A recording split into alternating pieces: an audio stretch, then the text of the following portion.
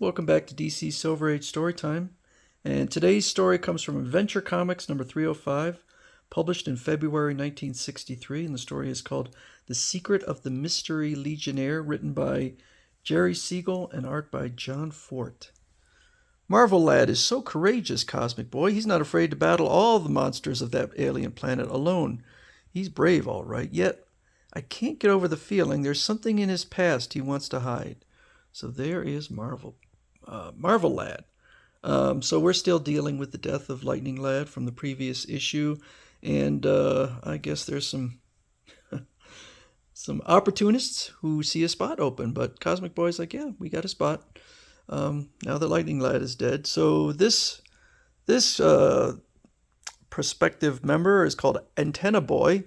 He could pick up radio broadcasts from stations anywhere on Earth, whether they originate in the present, past, or future. Listen. So we see all of these radio messages. Turn off that noise. It's ear-splitting. I'll tell you what. It may not be a useful power, but boy, that is a powerful power too. Although I guess if you have a time machine, you really don't need that. So if they didn't have a time machine, that would seem quite impressive. So we have another one. This is Dynamo Kid, who would be a apropos replacement for Lightning Lad. And so he demonstrates his lightning abilities, but Saturn Girl discovers, snip, that he's using a powerful miniature hyper battery. And so I guess he was a reporter and wanted to do a news article on a day in the life of being a Legionnaire. And so, who is it? Invisible Lad? Whatever. Well, your bomb's laid an egg. Get lost. So he's told to leave. And we get Legionnaire Lemon. So at first I was like, Legionnaire Lemon? What the heck? Why was he called Legionnaire Lemon? Why are you calling yourself a Legionnaire when you aren't? Because I'm certain to become a member of your club. Superpowers, I've got plenty of them. Look at this, for example. So he can fly. And he has super strength. So now he calls himself Marvel Lad. So I know what, we're going to find out why he calls himself Legionnaire Lemon, but it does seem really weird. So they're checking him out, and they say, okay, you're not a robot. How do we know you're not Superboy in disguise and that you've come out of the past to play a prank on us? So he goes in, and they expose him to kryptonite, and it does not harm him. And he also mentions that the lead doesn't hurt him either, so he's not a Daxamite. Astounding. You've the powers of both Superboy and his friend Mon-El, yet you're unharmed by kryptonite radiations, which can destroy Superboy, or by lead radiations, which can kill Mon-El. That means you're greater than both of them. Correct, Brainiac 5. So they decided to start giving him some tests to see if he's worthy of the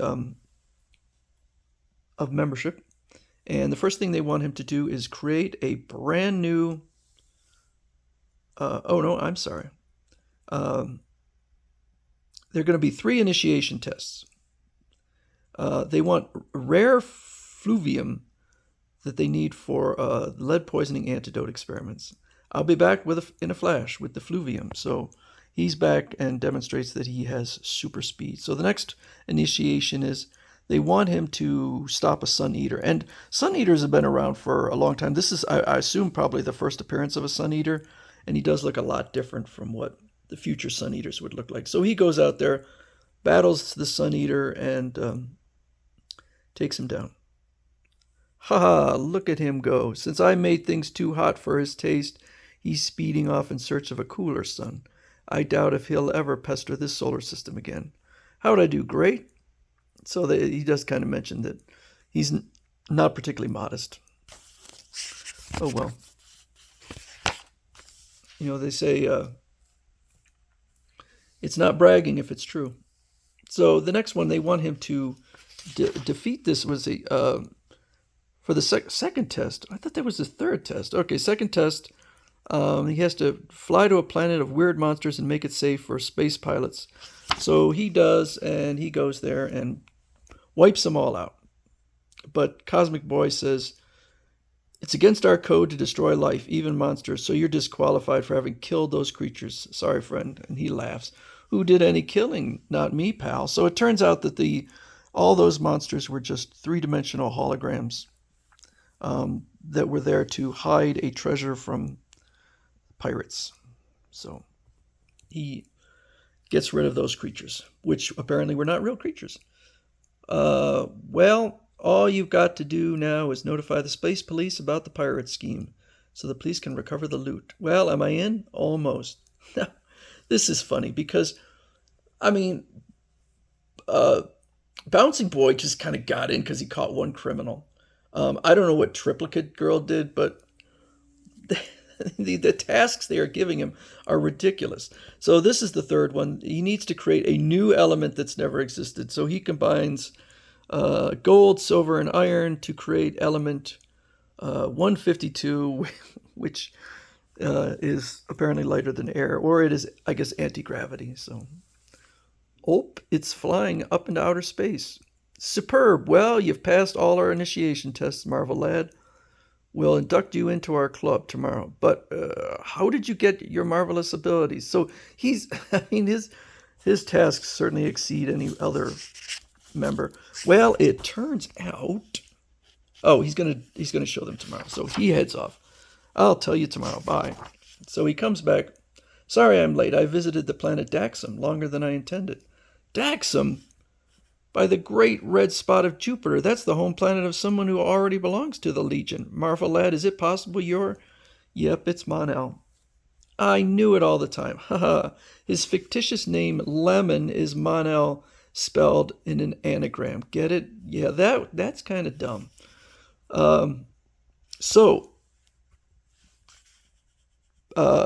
Let's see here.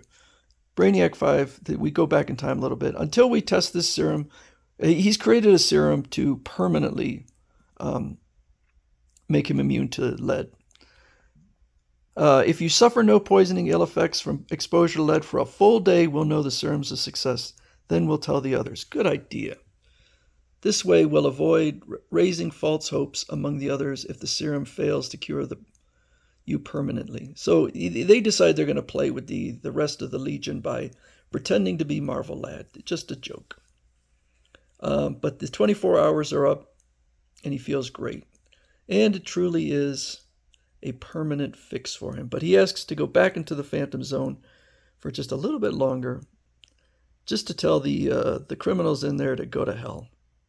For centuries, you Kryptonian desperados have tormented me because I, the friend of Superboy who you hate, had to share your living death in this zone. So then we go back in time, and he remembers the taunting they gave him for 1,000+ years.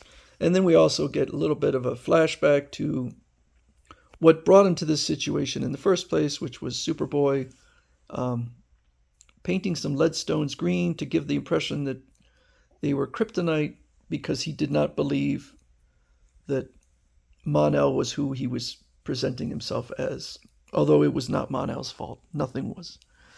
He did not do anything wrong. But Superboy greatly regretted what he did and put him in the Phantom Zone to save his life because the lead was permanently killing him, but wouldn't do so in the Phantom Zone. So the criminals in the Phantom Zone threaten to come out. I don't know if they ever do, to get revenge.